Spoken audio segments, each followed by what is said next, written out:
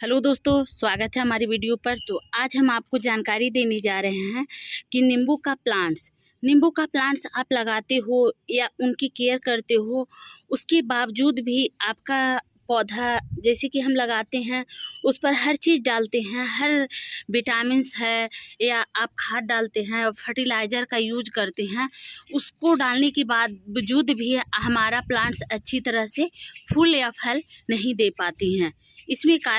उसमें कारण क्या रह जाती है जिससे हमारा प्लांट्स अच्छी तरह फूल नहीं दे पाती है। दोस्तों, इस तरह से नए नए ब्रांच हैं, इनकी देखिए इस तरह से स्रोत निकले हुए हैं क्योंकि मैंने कटिंग से लगाई हूँ ये नींबू का प्लांट्स। यहाँ पर देखिए इस तरह से यहाँ का ब्रांच काटी हूँ, यहाँ इस तरह से मोटे स्टेम को लगाना है।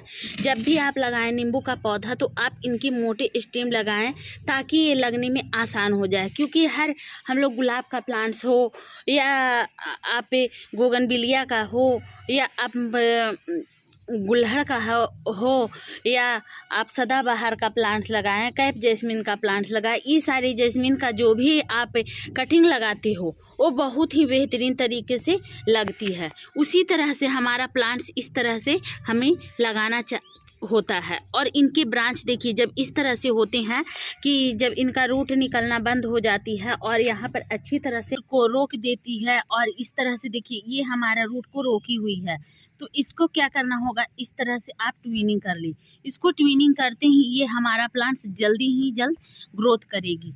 उसके बाद यहाँ पर भी हमारा प्लांट्स रोकी हुई है, तो इस तरह से हम ट्विनिंग कर देते हैं ताकि ये अच्छी तरह से हमारा प्लांट्स और भी ग्रोथ कर सके।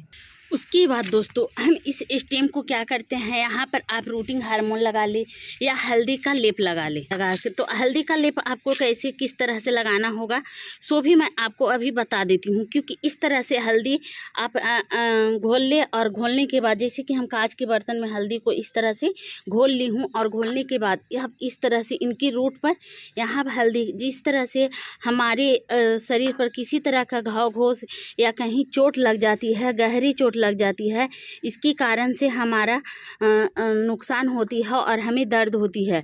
उसी तरह से हम प्लांट्स को अगर काटते हैं तो उसको भी इसी तरह से दर्द का एहसास होती है, और इसको हम लोग फिर हल्दी का लेप इस तरह से लगा देते हैं ताकि ये बढ़ने में कामयाब हो और इनकी नए नए रूट आ जाएं और वो अच्छी तरह से ग्रोथ करे। दोस्तों, यहाँ पर मैंने हल्दी का लेप इस तरह से चढ़ा दी हूँ। अब आपको करना क्या होगा, दूसरी चीज़ के बारे में मैं बताती हूँ। कौन ऐसा चीज़ है जो हमारे प्लांट्स पर डालते ही आपका प्लांट्स फलों और फूलों से लदाएगी, क्योंकि दोस्तों अभी गर्मी का मंथ है, चल आने वाली है। शुरुआत से पहले क्या होती है कि हमारी कोई भी प्लांट्स अपनी पुरानी पत्ती को झाड़कर गिरा देती है और नए पत्ते को वो निकालती है। जैसे कि इस तरह से हमारे नए पत्ते इस तरह से नींबू का ये होती है, और इनकी पत्तियां बहुत ही चमकदार होती है, और इनकी इस तरह से हमारा स्टेम निकलती है। नींबू का स्टेम निकलती जब है तो बहुत ही सुंदर और अच्छे लगते हैं देखने से। दोस्तों, अब हम बात कर लेते हैं कि कौन सा इसमें फर्टिलाइज़र का यूज करना है जो आपके प्लांट्स तक पहुँचेगी। तो दोस्तों, यहाँ पर देखिए ये हमारा फर्टिलाइज़र जो है वो मैं आपको दिखाती हूँ कि ये हमारा है फिटकिरी। दोस्तों, आप सभी के घरों में फिटकिरी मौजूद होगी या मिलती होगी, तो आप इन फिटकिरी को यूज करो। फिटकिरी को यूज करते ही आपका प्लांट्स बहुत ही सुंदर और घने हो जाती है। इसको यूज करना कैसे है, क्योंकि पहला स्टेप मैं बताती हूँ कि जब आपकी मिट्टी सूखी हुई है तो आप इनको गीले कर कर डाल सकते हो। वो मैं आपको बताती हूँ क्योंकि हमारा भी मिट्टी इस तरह से भरा है और मैंने गुड़ाई कर दी हूँ। अब इसको इस तरह से डालना होगा। तो और उसके बाद दूसरी बात कि अगर आपकी मिट्टी गमले की गीली है तो आप ये फिटकिरी को एक टुकड़ा ले ली, छोटे सा इस तरह से इतना छोटा टुकड़ा ले ली, उसको आप फिर पाउडर फॉर्म में यूज करें।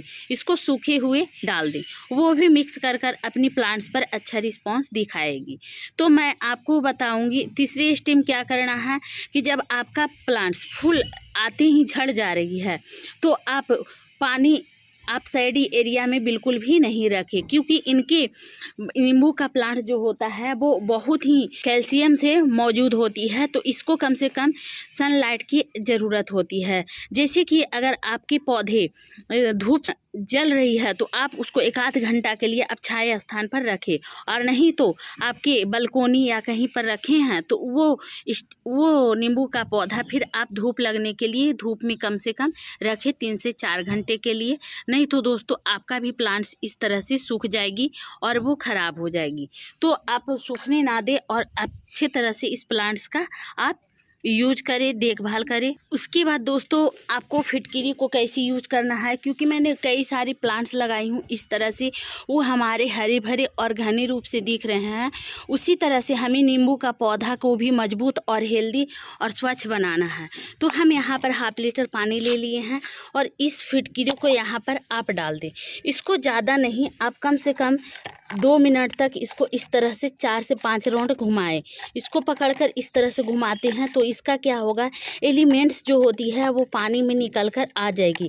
और वो भी मैं आपको सिर्फ नींबू के पौधे पर डालने के लिए मैं बताती हूँ। तो इस तरह से आप घुमा लें और घुमाने के बाद आप इसको फिर यहाँ पर निकाल लें। ये फिटकिरी को मैंने निकाल ली हूँ।